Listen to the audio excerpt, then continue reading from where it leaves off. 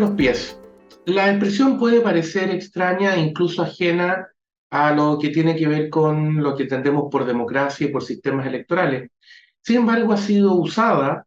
para graficar esa situación que se presenta cuando las personas llegan a la convicción de que el sistema institucional en el cual se encuentran no funciona o presenta déficit muy grave que impiden tener alternativas de futuro, que suponen estar en una situación general muy incómoda, muy degradada, en la cual es muy difícil vivir. Y por lo tanto toman una decisión compleja, muy dura, y pacíficamente deciden abandonar ese país, irse. Se dice, una suerte de último acto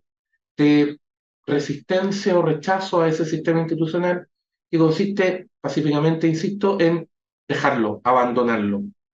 Esta idea tiene que ver con situaciones que se han dado a lo largo de la historia y se planteó con particular intensidad durante la Guerra Fría,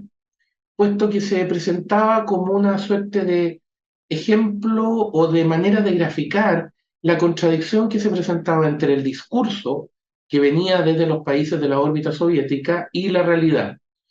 ¿Por qué? Porque si se atendía al discurso, lo que se oía era una suerte de presentación de esos países como si se viviera en ellos, en un mundo casi perfecto, idílico, donde todas las cosas funcionaban muy bien y donde la gente estaba particularmente bien, a diferencia del resto, de lo que ocurría en el resto de los países, lo que se llamaba o solíamos llamar el mundo libre, a diferencia de lo que ocurría ahí, donde la gente, según se nos decía desde la órbita soviética, vivía muy mal, lo pasaba muy mal y tenía muchos problemas. Dentro de esta órbita, en cambio, todo parecía funcionar muy bien. Esto que estaba en el discurso era abiertamente contradictorio con la realidad de quienes experimentaban vivir dentro de esa órbita, pues esas personas aprovechaban la primera oportunidad que tenían para dejar esos países, para abandonarlos, cosa que no era fácil porque no estaba previsto, no era fácil irse, había un control de salida muy estricto y por lo tanto salir suponía arriesgarse por de pronto a sanciones, sino a la pérdida incluso de la vida, y por ende era muy difícil, lo que reafirmaba quienes lo intentaban y se tenían los testimonios de quienes eran exitosos en ello, habían tenido que llegar a una situación muy crítica para hacerlo. Quizá usted recuerda o le tocó ver esas delegaciones, sea artística, sea deportiva, sea de intercambio cultural, bajo algún aspecto en particular, que venían desde esos países, y le llamó la atención el tamaño de esas delegaciones, la cantidad de personas que las integraban. Era particularmente llamativo porque se podía dar cuenta, al revisar lo que hacía cada uno, que el grupo de los artistas, deportistas o personas que hacían este intercambio cultural era una parte, pero que había una parte muy importante que eran guardias, eran parte de los aparatos de seguridad de esos países, que no tenían por objeto proteger solamente o tratar o supuestamente proteger a quienes integraban la delegación, sino que principalmente impedir o evitar que se fugaran. Es decir, impedir o evitar que aprovecharan el que habían salido de esos países y estaban en el otro mundo, insisto, en el mundo libre, para tratar de quedarse ahí. Y entonces eran una suerte de carceleros, por usar la expresión de lo que hacían efectivamente, en el sentido de que estaban encargados de garantizar que estas personas no pudieran fugarse. Era particularmente fuerte en ese sentido verlo y ver cómo funcionaba en la práctica. Eh, a todo aquel que ha tenido la oportunidad de estar en Berlín y ha podido ver el muro, lo que queda del muro, por lo demás, cuando este comentario se emita, se habrá cumplido un aniversario más de la caída del muro de Berlín en 1989. Eh, ese muro, digo, llamado muchas veces el muro de la vergüenza o el muro de la infamia, ese muro no solo incluía la muralla propiamente tal, sino que incluía alambradas, perros, casetas con guardias,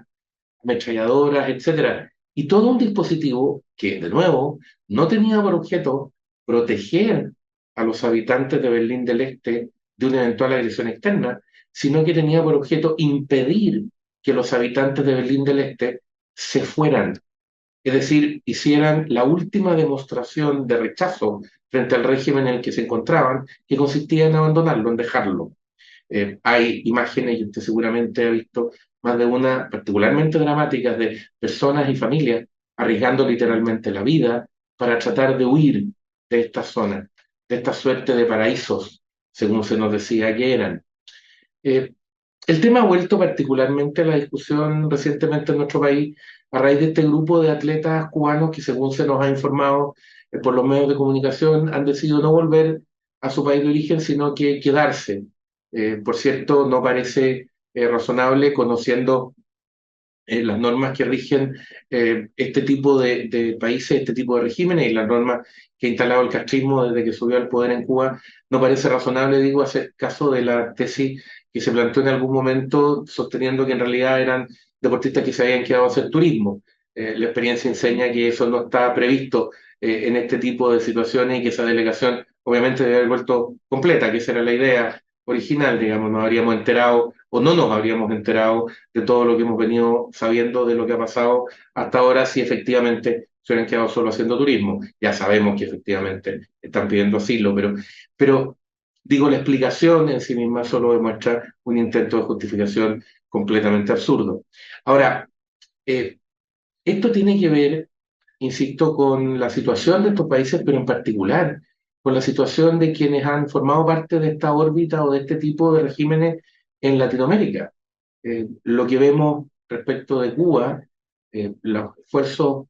arriesgando vida y en situaciones muy críticas de personas que se lanzan al mar e incluso arriesgando a encontrarse con tiburones para tratar de llegar a Estados Unidos,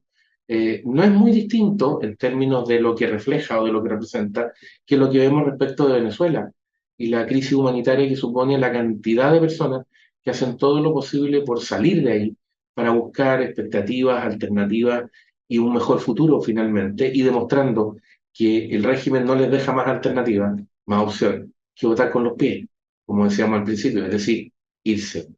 Las respuestas habituales a esto es decir que se decía en la Guerra Fría, se dice ahora que en realidad aquí lo que hay es una gigantesca campaña de desinformación, que a la gente se la trata de convencer de que no viven todo lo bien que viven, o se le trata de decir que los otros países se viven muy bien cuando en realidad no es así, etcétera. O sea, una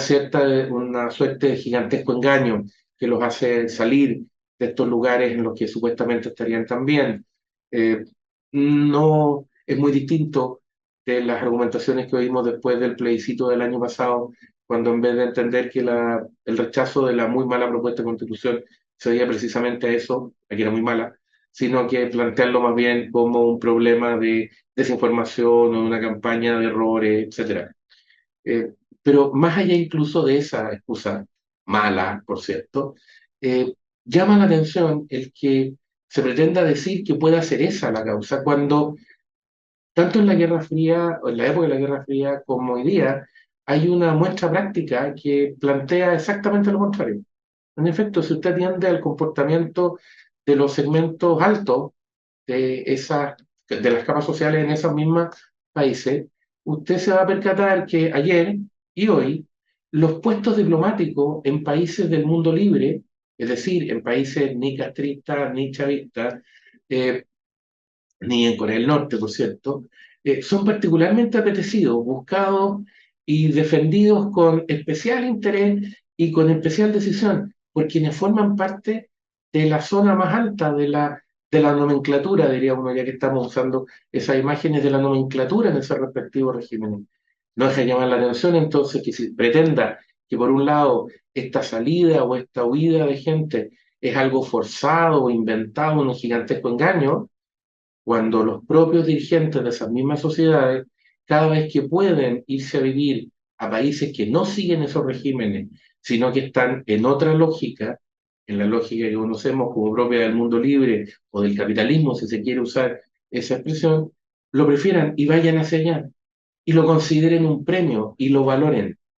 Esa es quizás la mejor demostración de que incluso quienes lo conocen por dentro, incluso quienes lo conocen por dentro, estando en posiciones de alta importancia, saben que son regímenes que funcionan muy mal, que son regímenes que tienen problemas muy serios y que son regímenes en los cuales la vida de las personas que están ahí no es buena. todo lo contrario. Por eso esas personas están dispuestas a irse, a defeccionar, como se suele decir, en la primera oportunidad que tienen, para tratar de alcanzar ahora sí mejores oportunidades, mejores alternativas. No deja de ser un poco irónico que esto se plantee en Chile en momentos en que nos gobiernan personas que han mostrado en distintos momentos de su vida un particular cercanía, una particular interés, e incluso han dado muestras de apoyo en situaciones muy críticas y complejas en que no se entiende de verdad cómo se puede justificar ese apoyo, precisamente a estos regímenes, al chavismo, al castrismo, y en su momento apoyaron, por cierto, a la órbita soviética. No deja de ser irónico, digo, porque no sabemos si efectivamente quienes pidieron el asilo ahora sabían que en el himno patrio chileno se dice que esta tierra es la tierra del asilo contra la opresión. Quizá por eso, quizá porque algo de eso estaba en la cabeza de quienes prepararon la constitución, la propuesta de constitución que se rechazó recién, ese grupo de hegemonía de la convención anterior planteó incluso eliminar el himno y no quiso ni siquiera cantarlo. Quizás digo, porque en el fondo sabían que cuando se les pidiera asilo contra la opresión, iba a ser contra la opresión en esos países a los que ellos querían parecerse. El Líbero, la realidad como no la habías visto. Haz que estos contenidos lleguen más lejos haciéndote miembro de la Red Líbero.